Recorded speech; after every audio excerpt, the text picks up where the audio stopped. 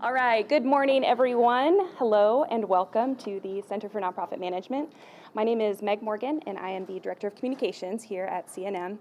As communications, I always want to know, can I get a quick show of hands? Who has never been in the building before? Just so I can get a peek. Okay, great. Well, welcome. We are so glad that you are here. Quick housekeeping tip, there is coffee and water in the back if you're interested in that. And then the restrooms are right behind me back here, but you can go out through these doors and then kind of loop around the corner to get to them.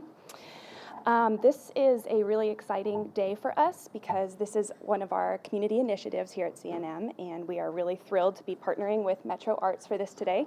We have a couple of other community initiatives coming up. You should have a workshop calendar in front of you. We have a legislative update coming up in a few weeks, and that is going to be where we are looking at the bills that were passed in the state legislature and then figuring out ways that we can maybe advocate for those, or the ones that are affecting nonprofits, what we can actually do about those bills. So our President and CEO, Terry Hughes, really wanted to be here this morning, but she wanted me to pass on a word of welcome and hello. But she is actually at a Collective Impact conference in Boston right now, so we are glad that she is out there doing that. You should also have a handout on your chair about our new Collective Impact Accelerator. So we're really excited to be kicking that off as well. You can also visit our website for more information about that. And just with that, just welcome. We are so glad that you are here, and I am going to pass it off to Jen Cole, the Executive Director of Metro Arts. Thank you, Meg. David Ewing, can you hear me? Awesome. I just want to give a huge thanks to the Center for Nonprofit Management. Can we give Meg and her team a huge round of applause?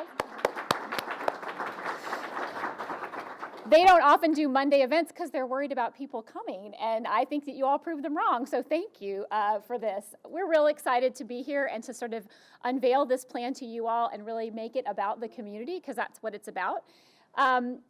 I really want to, before I start the presentation, I'm going to talk for about 20-25 minutes about the highlights of the plan and answer a few questions. And then we're going to have our board chair, Clay Haynes, come and moderate a panel of community members and artists to really sort of talk about the details of the plan and really draw out some more community conversation. So I'm thrilled that you're here. Raise your hand if you're an artist. Yay! Raise your hand if you're a social service nonprofit agency. Yay! Raise your hand if you work for the government in some way. Yay! Raise your hand if you're somebody else entirely and you're just really excited. Awesome. Okay.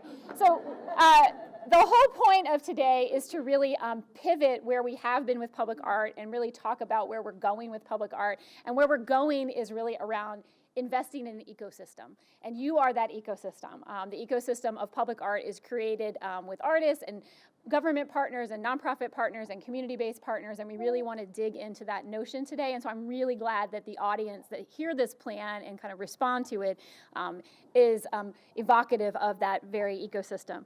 Before I start, I want to say a word of thanks to Caroline Vincent, who is our Director of Public Art and Creative Placemaking. Caroline, she's always in the back. Caroline,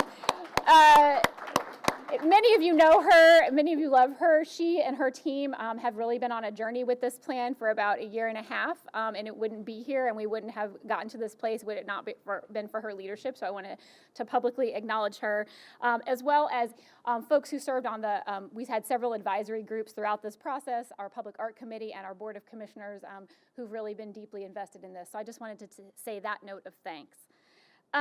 So today is a new day for public art in Nashville. I'm really super excited about that. And we're going to go through highlights of this plan. You all have in front of you an executive summary, the full 136-page plan with tear sheets and all kinds of exciting things, as well as our 2-year work plan is on our website, should you choose to read all of that, which I would encourage, but we didn't want to kill that many trees. So in front of you, you have a high-level executive summary that will really kind of guide our discussion today.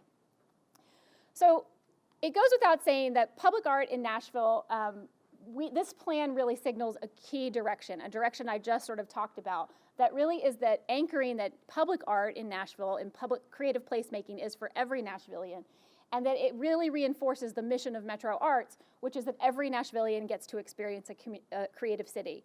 And I want to underscore the word every Nashvilleian, because we're going to talk about equity and sort of our move to really anchor this in sort of equity practice and creative city, and that means everywhere in the city. And this plan drives our vision and reinforces Metro Arts' overall mission, which is to drive a vibrant and equitable community through the arts. So I want to sort of talk with where we've been. Public art in this community has been financed by a bond mechanism called 1% for Art. So every time the city builds a new library or a new community center, since the year 2000, 1% of that bond money goes into a savings account that we pay forward then and can acquire public art. And it has had many, many successes, which I want to sort of laud and thank Caroline and her team for. We just, with Witness Walls, installed our 50th project since initiating the fund in year 2000. Of that collection, of the collection that the city manages and operates, more than 60% of the commissions have gone to Tennessee artists, which is very abnormal. In general, when you look at cities and their public art collections, most of their collections are not actually going to local and emergent artists, they are going elsewhere. We are really proud that we have continued to make a priority to invest in emergent local and Tennessee artists, and we're really proud of the work that we've done bringing national artists like Christian Moeller and others and Alice Aycock into our city collection. It's our job to make sure that we're curating a public museum, right? And that collection is wide and diverse, but we have also made a deep commitment and want to continue going forward to make sure that we're known as a city that is developing both high caliber international artists and bringing them so that our citizens can experience their work, but simultaneously balancing that with looking at and investing in the emergent ecosystem of artists. We're really proud of our collection. I'm going to talk about one of the limits of this collection, though, is that by law, all things that we pay for in this collection must be permanent, which means that we have really veered towards site-specific sculpture, which is amazing. And so when people say public art in Nashville, that's immediately what they think of. So when I say public art in Nashville, what do you think of, Kristen? Sticks. Okay, great. What does somebody else think of? Maybe Musica, or maybe the Alice Aycock, the Ghost Ballet for the East Bank Machine Works on the river. People think of large, monumental, site-specific sculpture. They may not know that many of the things we have done have been in neighborhoods, in public libraries and public parks, some of our best and most dynamic partners. And we will continue to do this type of monumental, site-specific sculptural work. But we entered into a process when we started this to really say, is that the direction we need to keep going, or are there other things that we need to do to be a dynamic public art program? Just an overview, we did a survey that 1,000 Nashvillians responded to. We did interviews. We did a national benchmarking study, which is also available on our website, looking at what other cities have done and are doing in public art. We had 2 ongoing advisory groups, one looking at issues of equity and access within the arts ecosystem, both for artists and for others in the arts ecosystem.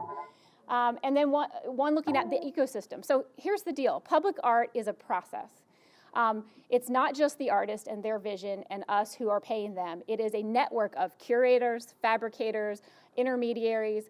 When I tell the story of Sticks, I tell the story of the dozens and dozens of local contractors that worked on that project. And more than half of that budget didn't go to the artists, it went to local contractors, people who pour cement, people who lay footings, people who do ground survey work. We're really talking about, when we're talking about public art, not just dynamic opportunities for artists, but for other people in this ecosystem, and where we can be known internationally as a place that does dynamic and high level and quality work.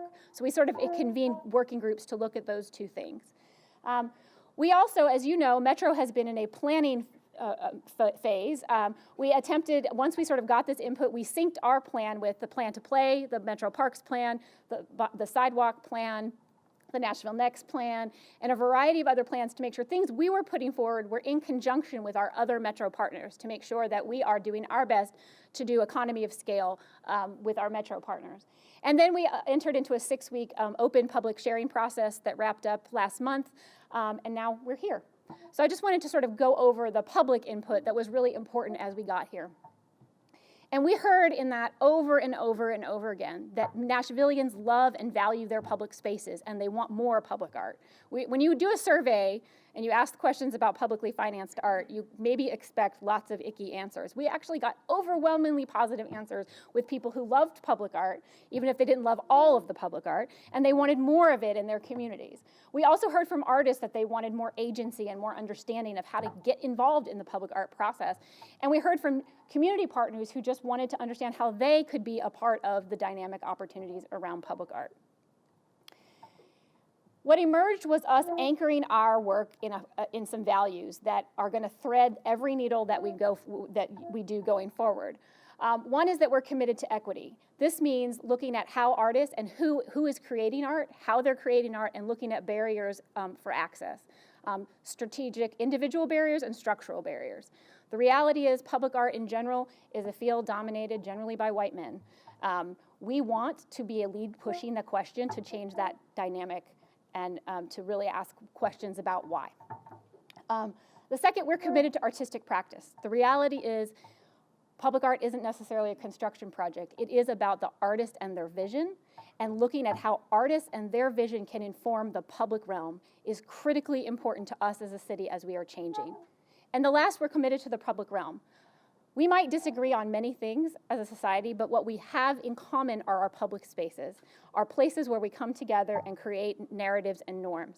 And the reality is public art is a dynamic tool in looking at that public realm. And Nashville is changing rapidly, and it is important that we bring artistic vision and equity into the discussion as we shape our public realm. And these are the things that we are committed to, and these are the things that will anchor our work. We're going to do that through 4 goals, and we'll talk about them later. One is the ecosystem. We're going to be looking at and investing in not just artists and projects, but that entire ecosystem I just talked about. How is it stronger? How is it the best and most equitable in the country? How is art and the process of art fostering civic participation and cultural participation across difference and with the dynamic city that we are? How are we catalyzing neighborhoods? So you'll see in the plan that this is a neighborhood-anchored plan. This is not just about monumental site-specific work in the core. This is about moving out fairly aggressively into neighborhoods. And this is about this vital public realm, the thing that we all share, the thing that we all have agency in. So how are we going to do this? What's going to be different? You've seen the percent program that we have. We will continue to do those site-specific projects that are largely sculptural. But in order to execute on the vision and the goals that I just laid out, we need a whole new series of tools and types of public art that we support as a community. We need different relationships and stronger and deeper relationships with community partners, metro partners, and even the private sector. And we need new resources. We cannot do this with the current funding mechanism that we have for public art. And so, this is what we're going to do. Right now, on the left-hand side, these are existing things that we have already funded through Metro Arts. We funded a learning lab with the National Endowment. You'll hear about that trained 25 local artists on how to do civic-based practice. We will continue to do that program, annually training more and more artists how to work at this intersection of community and public art. Our Thrive program that we launched 3 years ago has grown and grown and grown. We will continue to do that work, which is an entree point for many artists who get their start in working at that neighborhood intersection and thinking about public art. And we will continue to do 1% projects. But here is an entire new suite of tools that we're going to be rolling out, and I'm excited to talk about all of them. Public art residencies, where an artist enters into a partnership with a community partner or institution for a period of time to produce new work. That work might not be a sculpture, that work might be a process. Community-based studios where artists enter into and co-create art in a neighborhood setting with neighborhood partners. Curated temporary exhibits. We have never had the funding resources to do a temporary installation in our community. We do now. And so working with local curators and the existing arts ecosystem so that we can bring more artists into the realm in temporary ways. I see my curator friends nodding. Working more with the private sector. We have seen a boom in more private developers and other neighborhood associations wanting to initiate their own public art, working on how we can provide tools and resources to them as they move forward. And we have had a boom in murals in Nashville, and it's often very complicated to navigate our system. And so moving forward to develop a mural assistance center so that artists and anyone else wanting to initiate a mural can come to one place and get all of their questions answered versus running around looking for where they're going to get their permits. And I just want to go into a little bit more depth on each of these new tools because we believe they will fundamentally change the way people understand public art in the community, and they will really make it far more easy of an access point for artists and community members. This is artist Lonnie Hawley and a residency that we did with the Oasis Center. Lonnie was producing work, a permanent sculpture on the Sculpture Park in Edmondson Park, but as such, he was embedded for several weeks doing student workshops in the Oasis Center that informed his final product. I signed the contract yesterday for Brandon Donahue, a local artist who's going to be working in the Madison Community Center this summer with some students, and the end product of his work will be a permanent piece in the new community center that's under construction. This is a dynamic partnership with Parks, the Parks Department, and something we're really excited. We believe residency programs that embed artists for a period of time, whether it's in a nonprofit, social service organization, a metro partner, or something else, really connect citizens with the art and dynamically create opportunities for artists to evolve their practice. Artists on planning teams. This city is growing. We are building transit lines, we are building parks, we are building all kinds of things that require design and planning teams. And creating a group of artists and training a group of artists who can sit on those planning teams alongside of structural engineers and urban planners to really think about the dynamism of a neighborhood is really important. We have a lot of low-hanging opportunities to do this in the years going forward, and we will be actively looking for anchoring artists on design teams. This is an artist design process in Philadelphia that actually shaped some urban playground planning. We hope to look for opportunities to embed more and more artists on our planning teams at the city. This is a place-based studio. This is an opportunity to think about an artist and their practice and put them in a neighborhood. This is actually at a public library where artists have their open studio practice, share their practice, and co-create work alongside of residents and neighborhoods. We think we are in a community that these could be in public health centers, these could be in Head Start centers, these could be in libraries, these could be in parks, but funding an artist to share their work and their process alongside of the dynamic work of our community is really important. This is an example of a temporary installation in Atlanta that was done to, the goal of the temporary installation was to get people to explore unsafe or unexplored parts of downtown, and it was done via light. Temporary installations can be responsive to a specific theme, they can be responsive to a specific medium. We think Nashvillians want to see more of this work, and we're really excited to be rolling it out. And this is our friend Jay Jenkins and the North Walls Festival, a dynamic collaborative of artists who have really sort of taken over the street art scene in North Nashville. We want to be supportive for artists as they do that work on their own. How can we get out, how can we eliminate rules at the city that might be confusing? How can we make permitting easier? What can we do to sort of really support the existing culture that's out there where we're not leading or driving things, but where we're really providing technical assistance and support for the work that's there. In order to do this, it will mean more partners than we've ever had. We have traditionally partnered within Metro. We hope to deepen those. Some of the examples I just gave with working with parks and libraries, I have my friends here from housing and MDHA, really trying to get more dynamically engaged in how we do this work with our Metro partners and thinking not just about site-specific sculptures, but process work. How can artists inform processes of the city? With nonprofits, I'm thrilled that there are nonprofits here, and our panel is going to really dig into this. How could an artist help you do your work, help you deliver better healthcare services, help you dynamically look at patient care? How could an artist help you think about the homelessness issue and that your agency might be evolving? We think that there are more and more artists in this community who want to work at the intersection of art practice and civic change, and we're encouraging our social service partners to help think about that. And then for-profit. We are just overwhelmed by for-profit folks who want to integrate art into their world, and we want to be there to support and provide them assistance on high quality, wage equity, things like that. We want to be the person saying, artists don't work for free. If you're going to do a mural, you've got to pay them. Here's what a wage scale looks like. Here are things you need to think about. Not that we are driving and doing that work, but that we are providing a high level of technical assistance so that that work is of high quality and values our values. This is a budget outlook. Historically, 100% of our funding has come from the 1% for Art Fund, which has meant that all of it has gone into permanent art. We are really blessed that the mayor's budget that I will defend with the council tomorrow night puts forward $225,000 of new money into temporary and neighborhood projects, so that we hope that this is the budget outlook going forward, that there will be some level of dollars so that we can explore temporary and artist training in addition to the 1% program. And then I will talk in a second about conservation and maintenance. We're initiating this summer, this is part of the plan, a look at all of the art owned within Metro.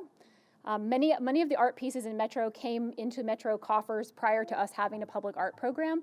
So the Parks Department, the Historical Commission, all own art. We are initiating a Metro-wide survey of that art, and so that we can look at what a conservation plan might look like and might cost of all of the artwork in Metro. So we're really excited about initiating that, so that the things that are already in the public realm stay there and stay in the condition that you want them as residents.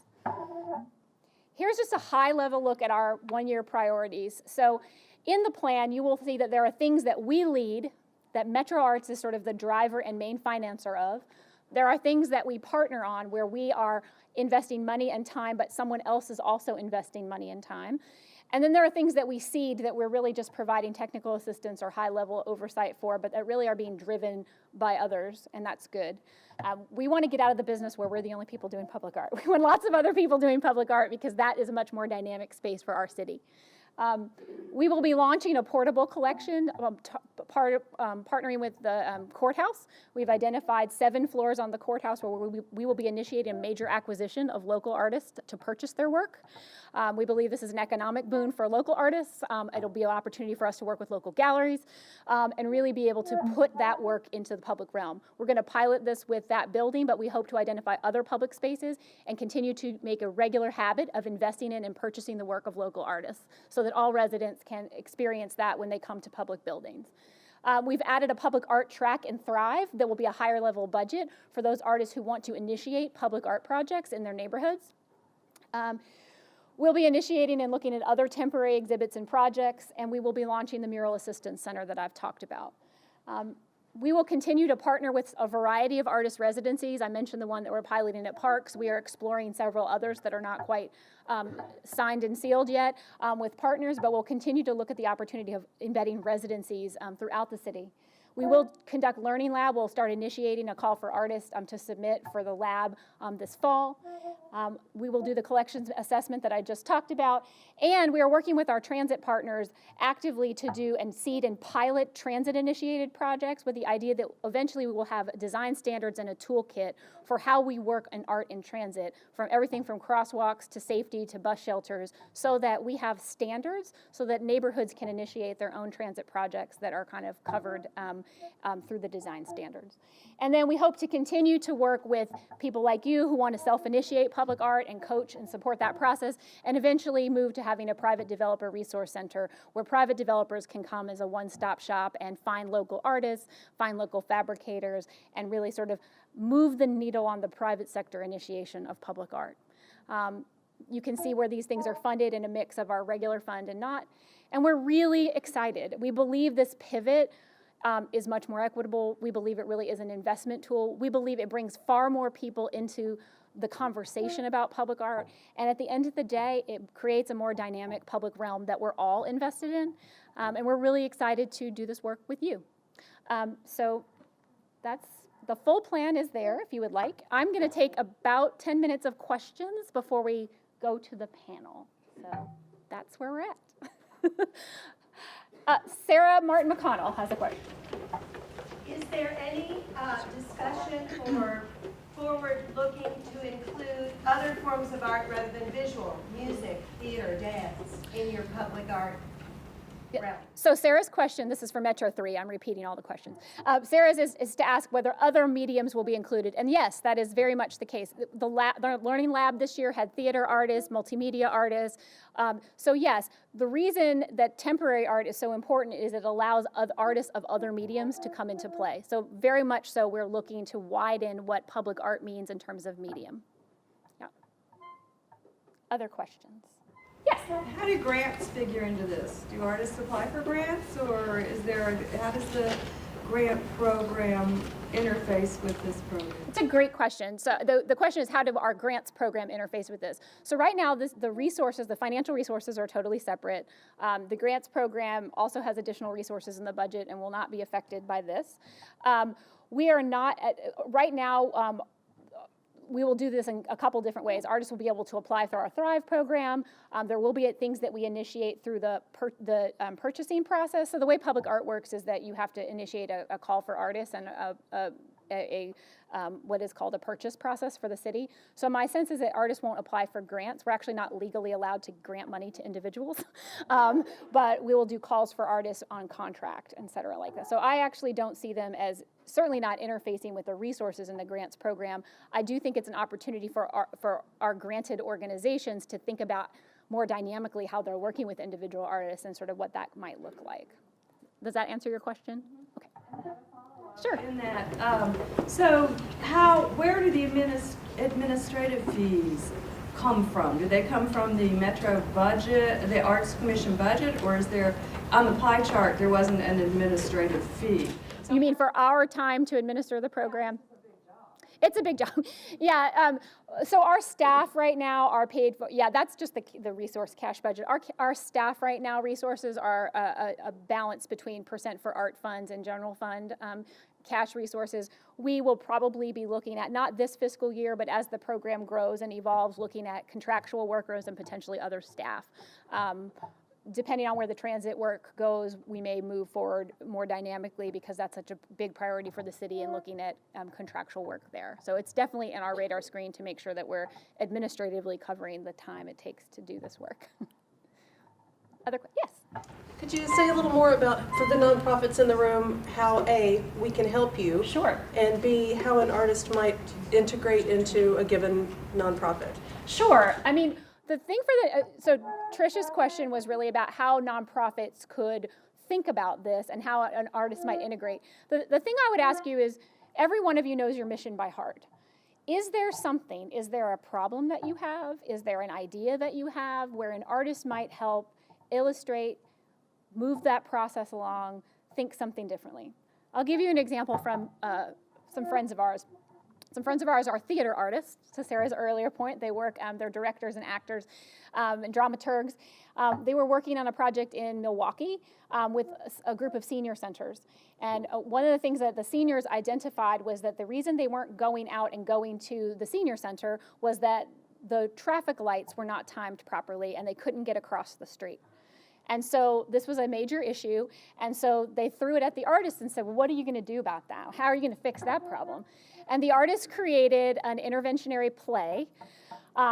Think of it like a New Orleans-style brass band with kind of like a parade that they used to stop the street and stop the traffic and go across the traffic with seniors, demonstrating how the light was messed up.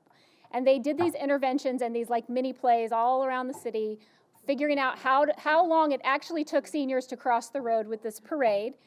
They invited the mayor to come along, gave the data that they had gathered in this fun interventionary play, and the mayor was able to work with the Public Works Department and retime the lights.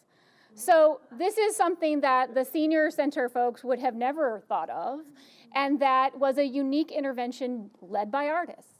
And so I would say that not every problem has a linear solution, and that often artists, and it's beautiful and fun to watch. I mean, so that's a perfect example where it's not always visual art.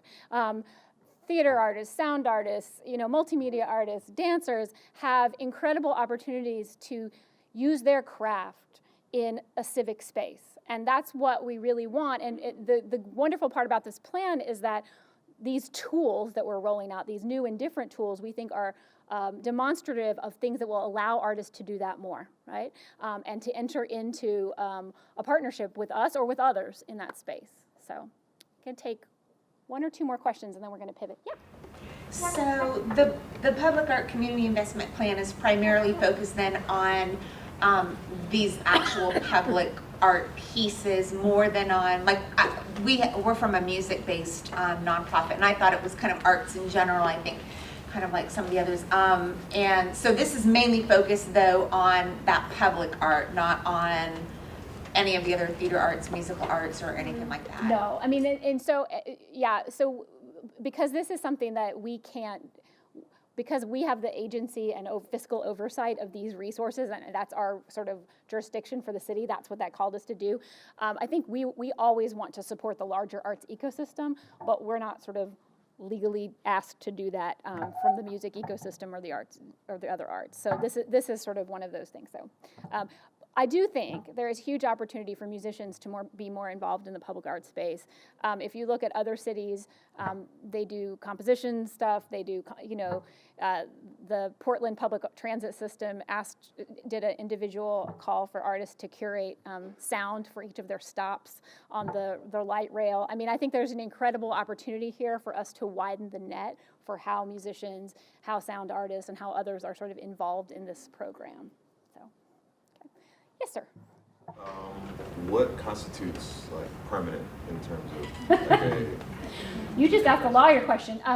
So permanent, yeah, it's a legal question. So it has to sort of have, like, we have to not be able to measure its natural life, if that makes sort of sense. So, for example, we always constitute murals as temporary because they change and are often changed by the community and situation around them, whereas some of the site-specific sculptures they're going to be there for a while.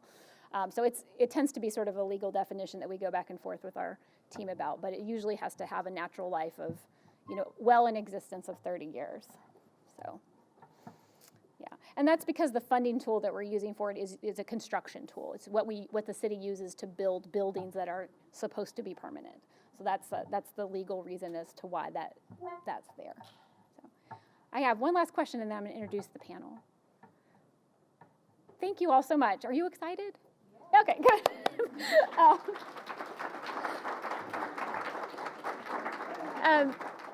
We felt like the best way to announce this was to really have a conversation. So I'm going to ask Clay Haynes, who's our board chair, to come and moderate this panel. We have Ariel Lavery, who is a local artist and professor and was one of the artists in our first learning lab. Stephanie Pruitt, who is also a practicing artist and poet. Council Lady Nancy Van Rees, who's like a huge public art and art champion on the city council, Aaron Williams from the Mayor's Office of Neighborhoods, and Alice Macias from Conexion. Conexion has been really embedding art and artists into their process, and so they're going to talk a little bit about what this means for them. Well, thank you all so much for the amazing questions. I want to just kind of jump right into this fantastic panel. One of the big high-level points that was just made in this plan is strengthening that public arts ecosystem. And when I think about that ecosystem, there are so many different threads that make up that fabric, from curators and fabricators and nonprofits and developers.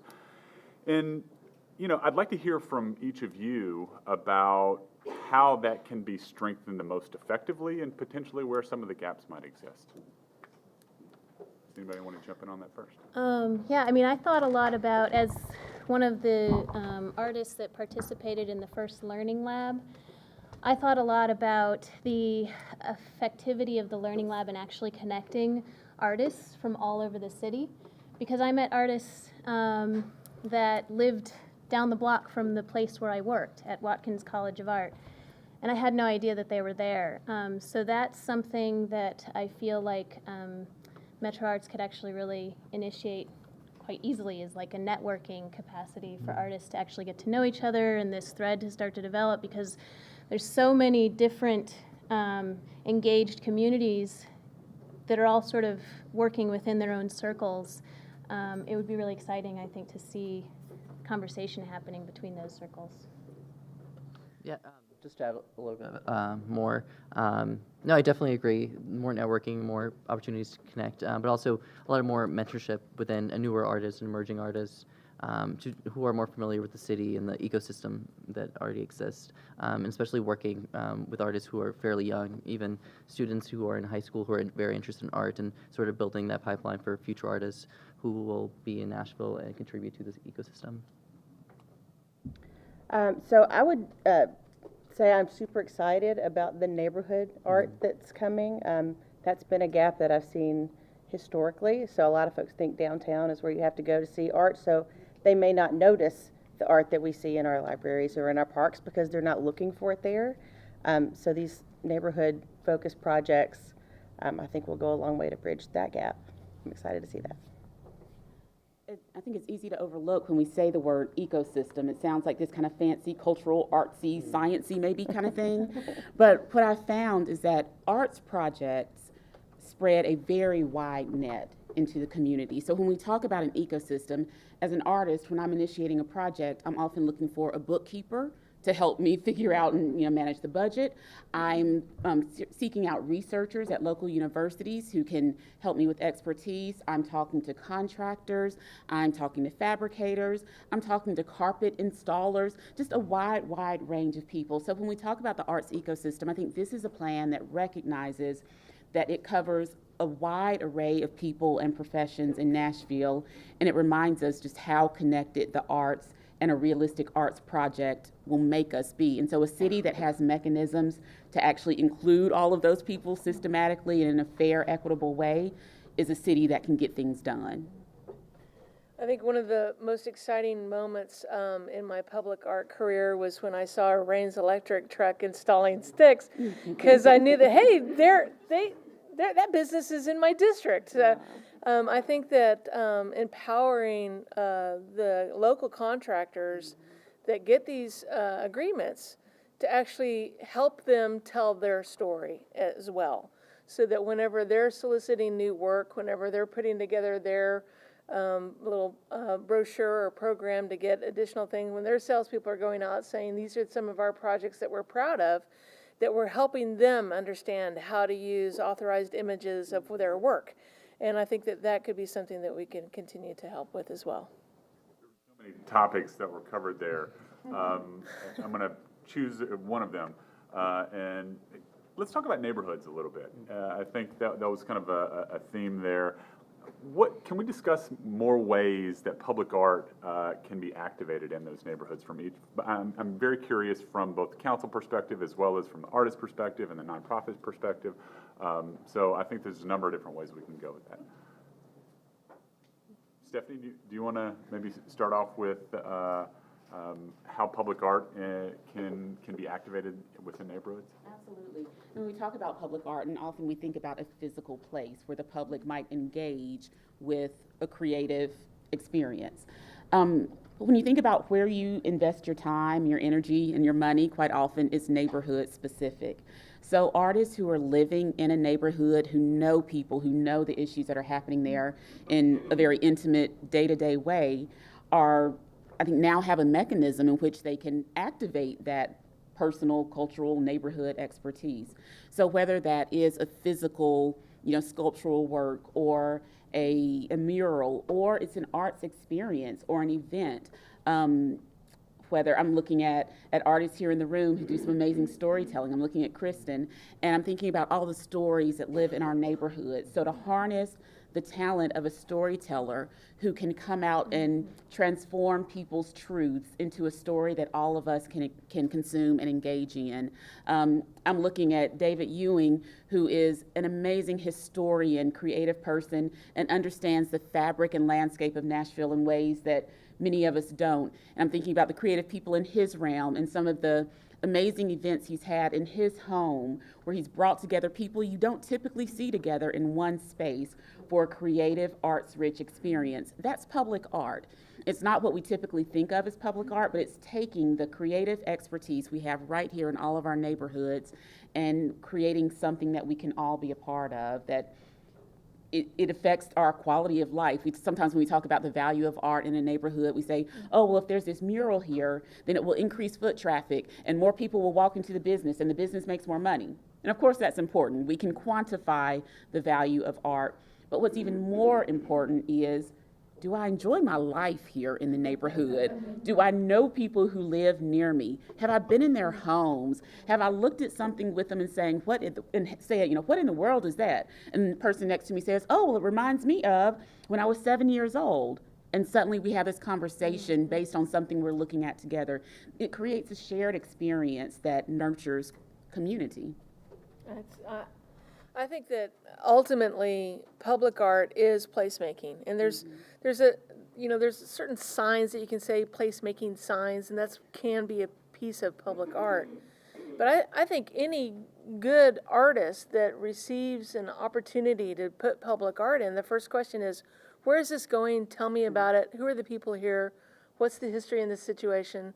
And I think that we can do the same thing in smaller ways in those public settings. I know that there's a lot of excitement right now about the Northeast, of course, I'm going to kind of talk about it, the Northeast corridor of Davidson County and what's happening as it spreads from East Nashville into North Englewood and Maplewood and into Madison. And there's a lot of rich history there. Now, I grew up in Oklahoma, which is part of the reason I like sticks, because it reminds me of Native Americans. But in Oklahoma, we didn't become a state until 1907, right? When there's a very limited story there. I mean, you get Land Run and beyond. There's so many amazing stories in this town that go so far back. I'm glad you mentioned David Ewing's point in that, and I think that the Metro Historic Commission and their passion towards making sure that the story goes deeper. One of the things that I've been able to do just as a freshman council member in learning the zoning process, because there's so much growth in this town and it's spreading to so many different corners of the county, is that in the conversations that I have with developers, it's not just what are you going to build, how affordable is it going to be, how close to the road are you going to be, how many trees are you going to put in. It's what are you going to name it? Have you talked to the Metro Arts Commission? Have you talked to the Historic Commission about understanding what's going on?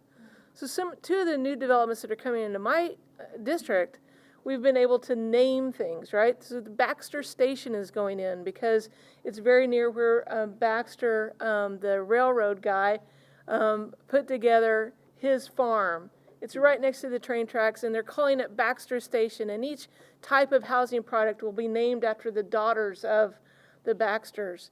The Bayshaw Village that's going in, it's named after the historic Bayshaw Cemetery up on Old Due West Avenue. The idea of having even a new affordable apartment complex that we're talking about, and I said, you know, can you look into the research of how the buffalo went through Dickerson?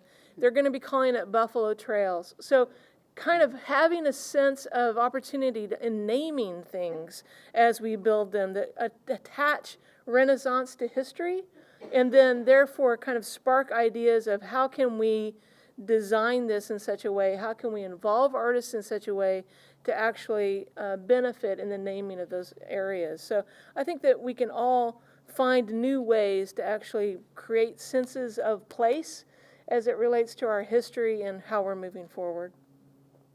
Anybody else want to comment on kind of the deeper cultural participation and community outreach?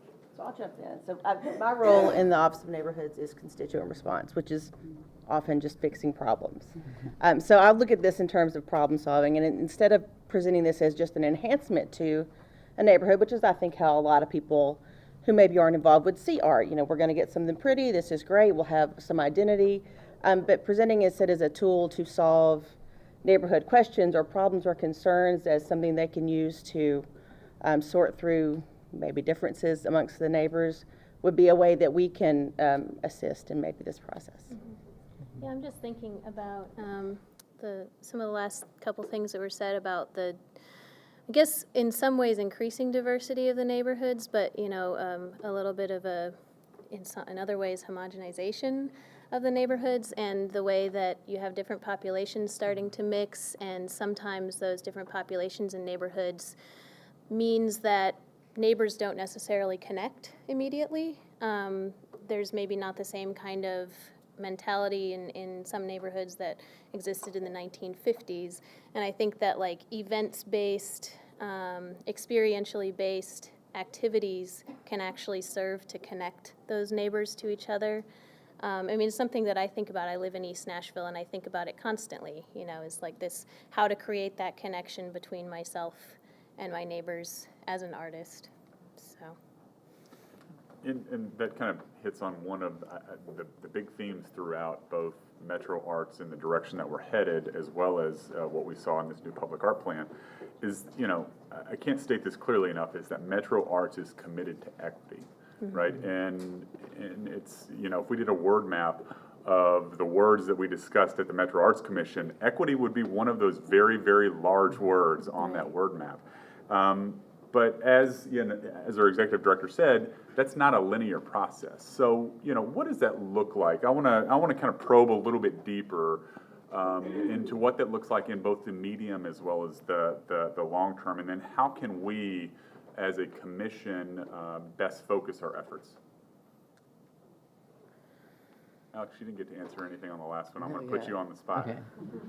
So when I excuse me. So when I think of equity, I think a lot about access and about not only access to the arts, but access to sort of, I think a lot about transportation because I do a lot of that with a creative placemaking project I oversee along Nolensville, and sort of about movement and how people get from place to place and what their experience is when they go from one place to another, and sort of how their experience of moving within neighborhoods. And so when I think of equity, I really think of being able to access as many resources as possible in terms of being able to have a wide range of mediums to express yourself and have opportunities to connect the practices you have and the culture you come from with your neighbors, even if they come from a different background, but just a lot of just connecting. And I've seen a lot of that lack of connectivity within Nashville, and sort of we are sort of neighborhood centric, and it's sort of wanting to connect those neighborhoods with each other and those people. That's what equity means to me. Do you see that there's an opportunity to take what you're doing there on that Nolensville Pike corridor and looking at other places across Nashville? Yeah, no, definitely. I think there is definitely that community desire to have a neighborhood that is representative of themselves, as well as just a great place to live that is walkable, that tells a story of that area and of those people. Yeah, it's definitely. Does anybody else want to follow up on, I think that this is probably, for me, it's one of the most important topics that has been brought forward in this plan. Anybody else want to kind of comment on how Metro Arts can best focus our efforts in this way? I liked what we saw about having artists in places like clinics. I think a lot of folks, we make efforts to reach out to children and sometimes to seniors and people that have that time or that you have an access to a group all pulled together. But I think a lot of folks in their daily lives don't give themselves time or permission to indulge in something like art because they're just trying to get through their day and take care of their families, and that seems extra. And allowing that kind of access within a busy day or within the things you already have to do, I think is critical. I think there's something that excites me about this project is hopefully, if it's successful, we're going to piss off the statisticians. Somebody help me say that word. Did I say that right? Statisticians and the census people and all that. Because I think historically, when you've studied art, you would say, if you lived in a certain zip code, you're more likely to engage with art. Or if you attended a certain school, there are all these predictors that we would make, right? So when I hear about equity in an arts program, my hope is, and what I know this organization to be committed to, is saying that we're going to obliterate all of that. Our goal is that in Nashville, no matter what zip code you live in, no matter what school you've gone to, no matter where you eat breakfast on Saturday mornings, or if you eat breakfast on Saturday mornings, you will engage in art. And like as an artist, it's exciting to say, ha, ha, ha, those census tract people are really going to be frustrated in Nashville. And I think it comes from a culture of curiosity. So artists are often curious about why there are certain relationships and what can we do to change those relationships. So as an organization, the Arts Commission is now saying, why is it that certain people are more likely to see sculptural work on their way to school in the mornings? Why is it that some people are more likely to attend a live music event? Well, what if we? And so it's constantly asking those questions. What if an artist considers? Or what if we give an artist an opportunity to? Or what if the local organizations can provide? So it's having a culture of curiosity that asks the hard questions, or maybe the really simple questions that we just don't often think about, and then having the resources and the mechanisms that can support that line of questioning and that line of change. That's exciting to me. I'm thinking about the change in the model from a permanent to an impermanent public art piece as well as being a really key moderator, I guess, of where these things can take place. And I'm thinking back to the investment plan where, you know, it states that public art should not be for the community, but be made by the community. And I mean, that keeps coming up for me. And I keep thinking about Van always emphasizing in our meetings that it's not product-based, but process-based. And so if we can keep our focus on this kind of process-based involvement of the community, the work is made by the community in some sense. I mean, I think about Thomas Hirschhorn's Gramsci Monument in Brooklyn, where he stationed a large artwork in front of the projects. And the project was ongoing for many weeks and was made by that community that was coming and going in the projects. And it changed, and it was in flux, and people went in and they were allowed to make smaller art projects, and they were allowed to be in the space as long as they wanted. But it was a it was an impermanent piece. It was there, I think, less than a month. But it really changed that community and connected them to a process of making, I think, that many of them hadn't had the opportunity to engage in before.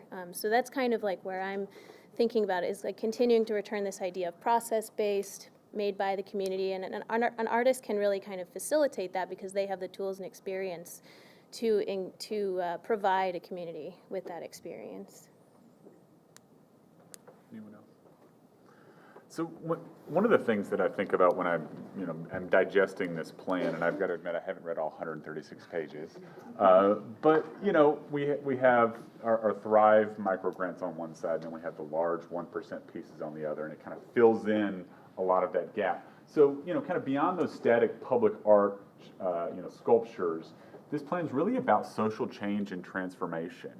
And I'm really interested in what, again, probing deeply into what that looks like within communities, both as an artist, as a council person, from Metro government's perspective. I want to kind of talk more about that social change and transformation for a little bit and give you guys the opportunity to do so. When the mayor ran for office, she said several times about the commitment to extend prosperity to the county line. And I think a lot of us thought that meant capital investments and improvements and the like. But I think that the prosperity of our culture needs to be extended to the county line as well. And I think this does that.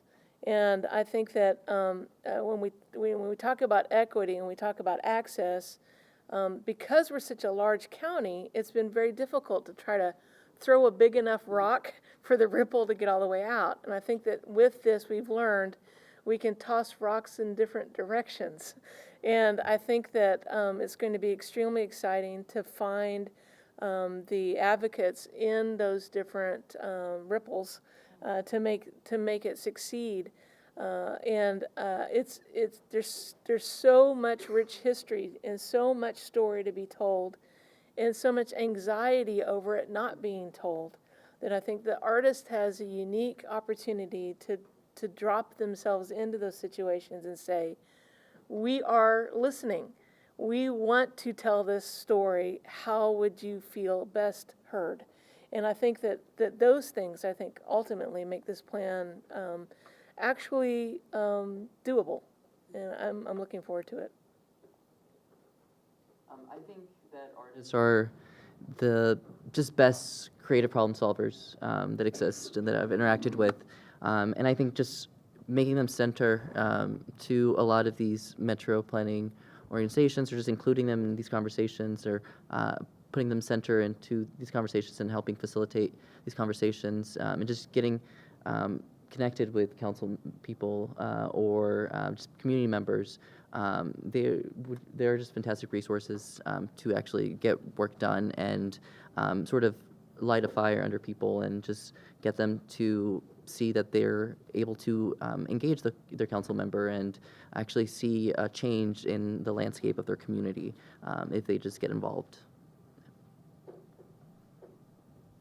So with those four kind of big pillars, the stronger public arts ecosystem, deeper cultural participation, vibrant creative neighborhoods, and then this vital public realm. So that's the vision, right? I want to drill down a little bit on the new tools because, when we talk about artist in residencies and the community and place-based studios and artists on planning teams and, temporary public art, what excites you the most? And are there things that should be on that list that aren't currently? What excites me is the artists in planning, and I think that's your biggest challenge. Getting Metro folks who are, historically set in their ways and hard to move, to include and really value the problem-solving skills of artists. That's the huge value. It will bring huge social change, and it's going to be a big challenge. Well, but at the same time, I think that there are opportunities for that. I mean, the Civic Design Center has been head first in on helping, right? You have a new park to design. Parks is busy. Civic Design Center will say, "Here's some ideas," right? So I think that there's opportunity there. There's always an architect involved in every planning. They are artists. And I think letting them be both left brain and right brain in meetings can help.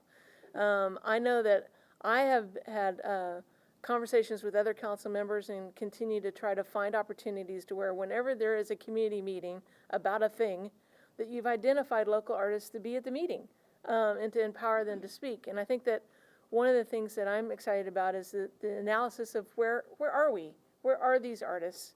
And how can we engage them? How can we make sure that they're on boards and commissions and that they're in the room, if you will, in each and every one of those situations? And I think there's a process for that. We've just not committed ourselves to it.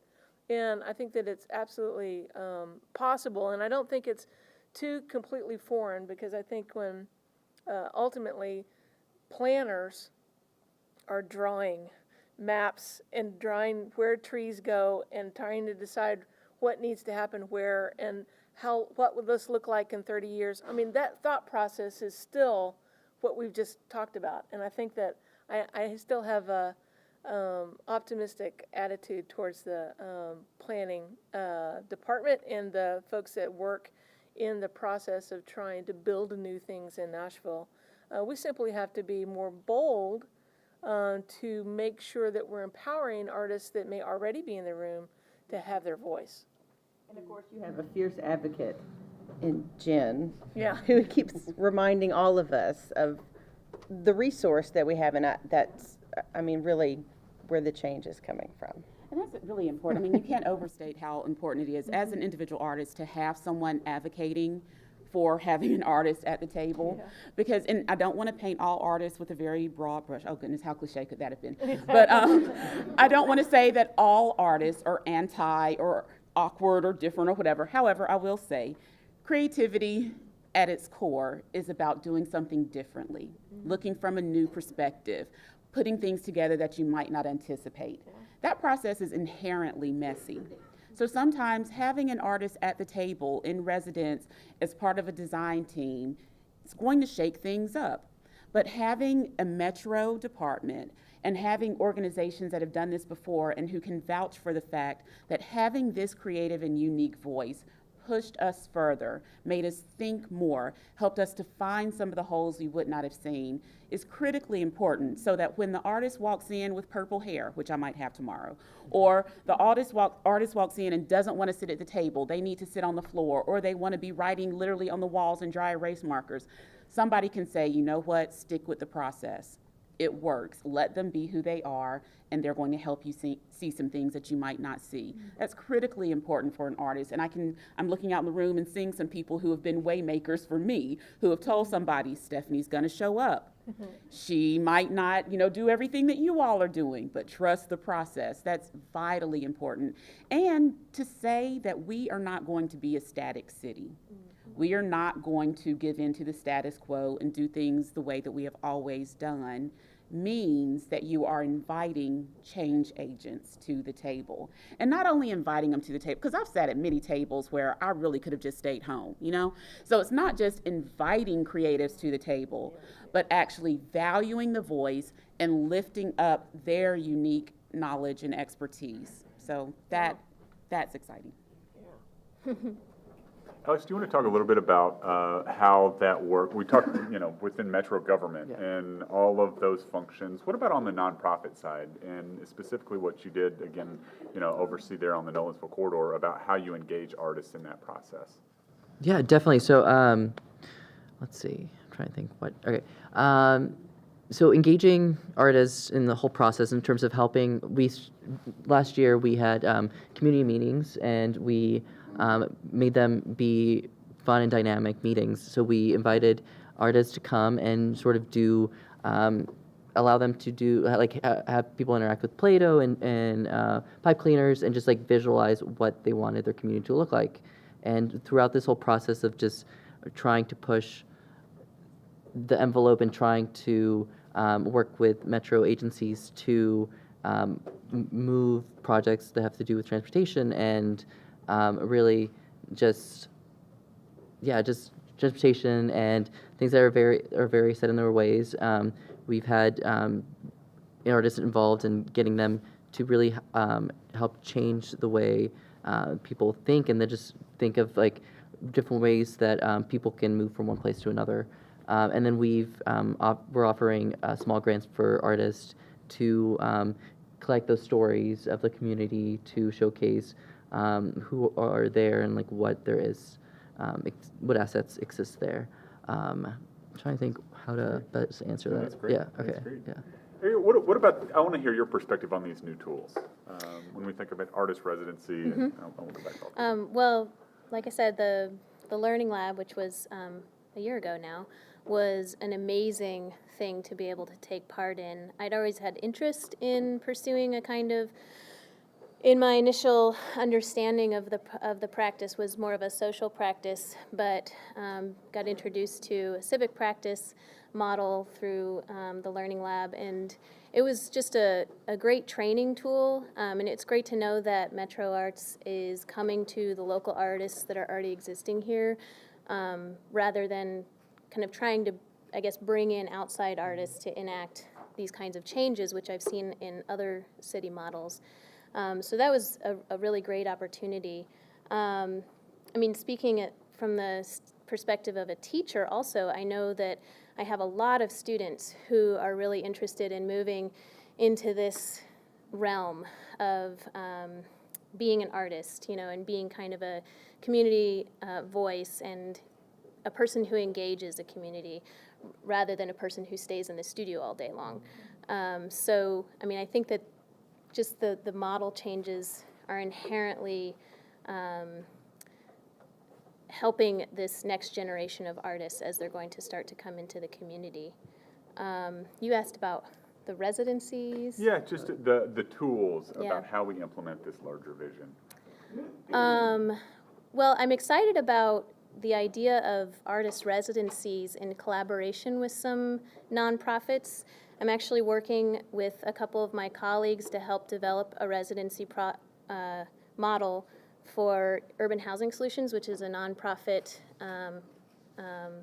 low-income housing organization, and they're based in East Nashville, but they have a campus that they're developing out in North Nashville, and what they really want to do is connect with the community there so that this campus is not going to be a place where outsiders are moving into and gentrifying the neighborhood, but rather people from the neighborhood are going to be moving into their campus. They're going to have a creative placemaking, or they do have a creative placemaking vision.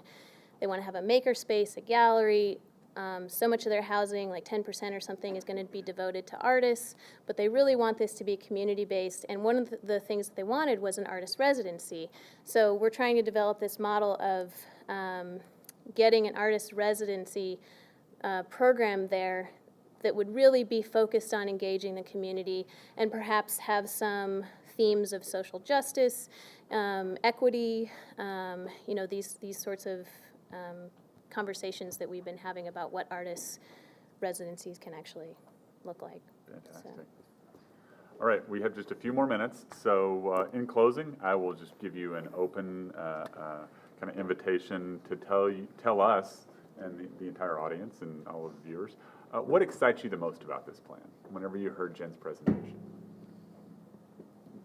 What really excites me is just sort of the neighborhood approach, and just really centralizing where you're looking at within smaller ecosystems that make up the greater Nashville ecosystem, and really supporting those neighborhoods and finding artists and sort of building up the pipeline. So I think there's nothing that Mayor Berry is doing now that wouldn't, all the big buckets we're trying to hit, we're trying to improve, nothing wouldn't be informed by art. And I'm excited that we now have all of these different tools as a way to engage with the community in a new way towards addressing some of these issues. It occurs to me that, like, as we've been talking and sometimes listening to the plan, it makes artists kind of out to be these unicorns that if you can just get them there, the magical things will happen. But I think No pressure. Right, no pressure, right? Go, fix it all. But I think what we actually found realistically, instead of unicorns, a lot of times art and artists are like canaries going into the mine. If art can live and be vibrant in a place, and if artists can live and be vibrant in a place, it tells you so many other things about that place. It talks to us about affordable housing. It talks to us about community. It talks to us about availability of resources. It talks to us about the education level and the curiosity level in the culture.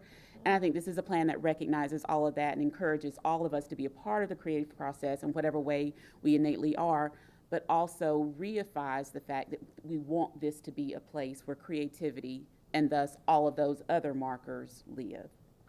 That's awesome. Yes, I can go back to bed tonight. Like that one. Did it for today. No, No, it's thank beautiful. And I think that it's interesting because, I mean, we live in Music City. This is Music City. People come here from Music City. But ultimately, creativity is in our water, and collaboration is in our water. I think, you know, whether it was a songwriter learning that I write a better song if I get some feedback, whether it's a couple of nonprofits that realize that we have a shared mission, let's try to combine.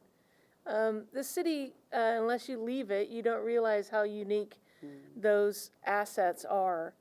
And I think one of the most amazing things that I believe is going to happen really in the next 5 to 10 years is almost an artist coming out project here in Nashville, because we know who the musicians are, we know the studio player down the road, but we didn't know that that person does hook rugs, or we didn't know that that person has an art studio in their backyard. We didn't know about these artists that are hiding in plain sight. And I think that creating an opportunity for our communities to achieve their potential through creativity is ultimately a healthier place. But I think you're right. I think that the city is full of canaries. And I think that being able to find opportunity in every situation, whether it be in public, private, or in just daily walks of life, that we really encourage each other to collaborate and work with folks that we may not have in the past.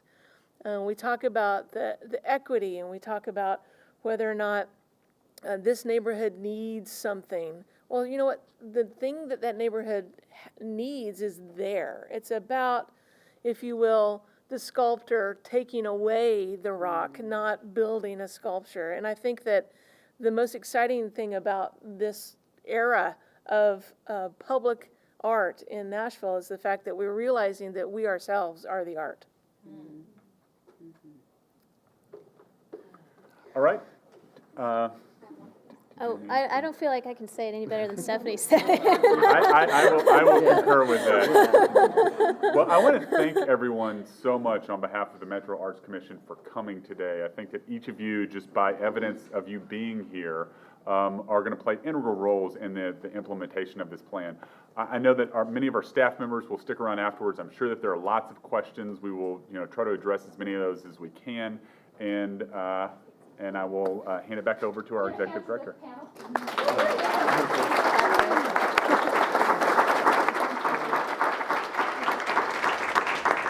want to thank you for being here. I want to thank you for going on this journey with you. I want to promise you it's going to be messy. Promise you. I promise you I have an amazing team of people who are canary whisperers and unicorn whisperers. In fact, I think that might actually be Van's new title. We are committed to do this work with you. It's going to take a two-way conversation. We're going to do some things that we've never done before, and we're going to do them with you. And we're wide open to the feedback. So thank you, and we'll hang around and answer any questions you might have. So have a good one.